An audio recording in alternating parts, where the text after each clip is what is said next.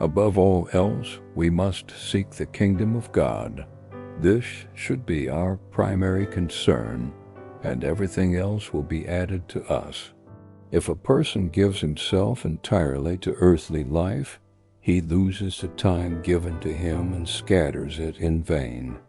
But if a person does not surrender himself to earthly life and prepares himself for the life of the age to come, then his earthly life will have meaning. When one thinks about the life of the age to come, everything in his present life changes. But if he thinks exclusively about arranging his life in this world in a way that pleases himself, he will suffer, grow weary, and sadly bring upon himself eternal torment. We must be careful not to become infected with restless impatience, and we must guard ourselves from passionate attachment to earthly affairs. Now I must do this, and then that, so that the end of the world does not find us in such a state. Restless impatience concerning earthly matters is already a work of the demonic.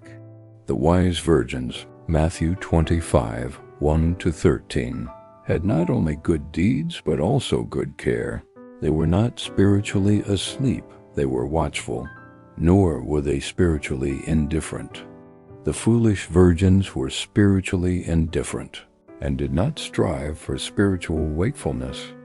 That is why the Lord said to them, "Watch," Matthew 25:13. They too were virgins, but they were foolish and without understanding. It is one thing if a person lacks understanding from birth. This is God's blessing for him, for he will pass into the future life without taking an exam.